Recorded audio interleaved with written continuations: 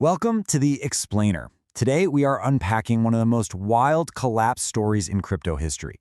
We're talking about how a $10 billion hedge fund run by two guys everyone thought were geniuses managed to not only lose it all, but to shake the entire industry right to its foundations.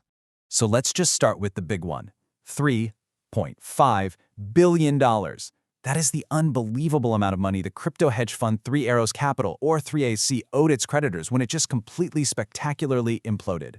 So, picture this. Your $10 billion empire has just turned to dust. Thousands of people have lost their life savings because of your decisions. What do you think is going through your head? What's your biggest concern? That quote from co-founder Kyle Davies tells you pretty much everything you need to know. It captures this bizarre, almost surreal detachment at the very heart of this story.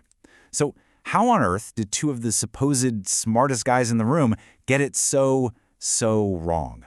Let's get into it. You know, our story doesn't start in some sketchy, unregulated corner of the internet. Nope. It starts at one of the most elite boarding schools in America, a place that's literally produced presidents. The founders, Su Zhu and Kyle Davies, had the kind of resume that just screams elite. I mean, they meet at Phillips Academy, both head off to Columbia University, and then they cut their teeth on Wall Street at Credit Suisse. These guys weren't crypto degens. They were financial insiders right from the get-go.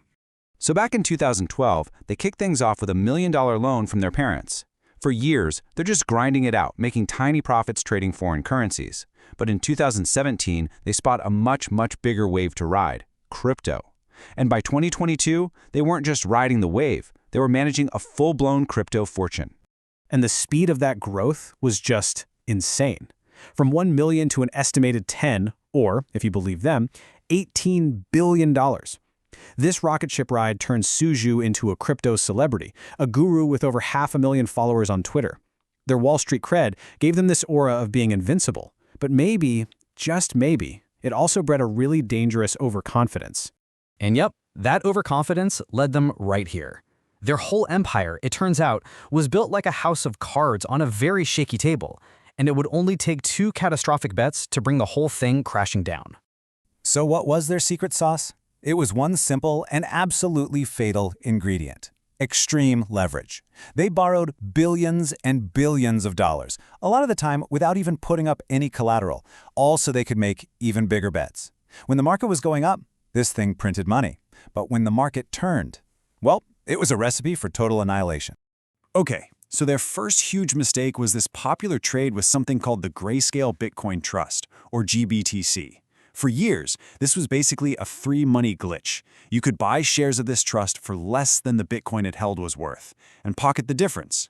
But then, in 2021, the whole trade flipped on its head.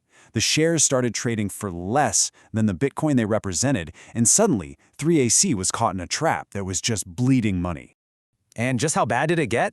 By June of 2022, the billions of dollars they had locked up in GBTC were trading at a 34% discount to the actual price of Bitcoin. And because of how the fund was structured, they had zero way to get out. They were completely stuck. As if that wasn't bad enough, then came the final blow, the kill shot. In February 2022, while Su Zhu was all over Twitter hyping it up, 3AC plowed $200 million into the now infamous Terra/Luna ecosystem. The speed of this disaster is just mind-blowing. 3 months. That's all it took. 3 months after they put the money in, that $200 million went to absolute zero in one of the most historic crashes crypto has ever seen. It was game over.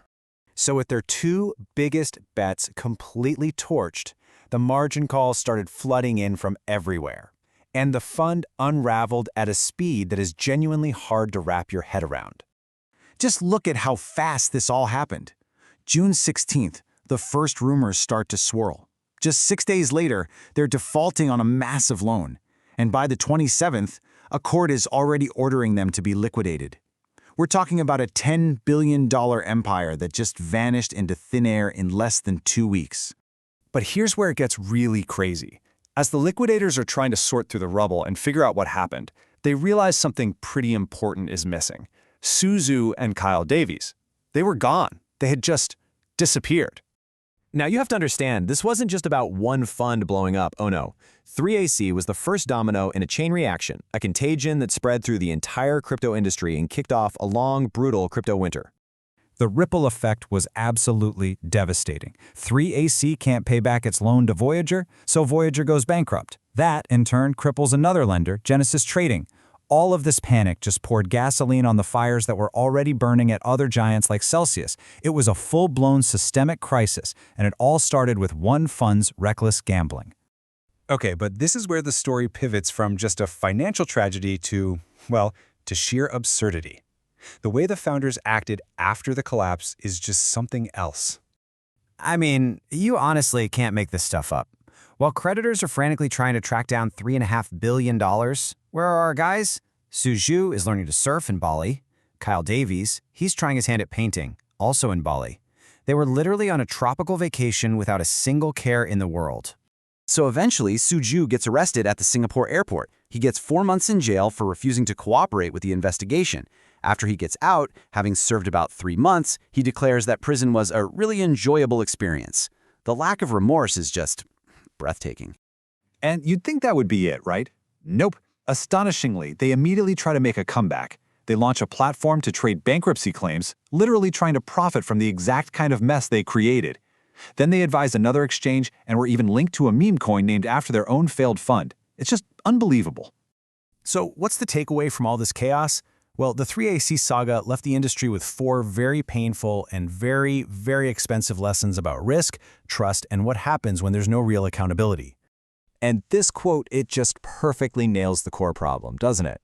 We have a system where these staggering losses get spread out among thousands of regular investors and creditors, while the people who designed the disaster often face almost no consequences and are free to just try again.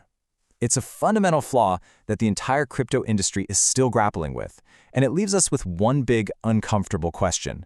Has anything really changed?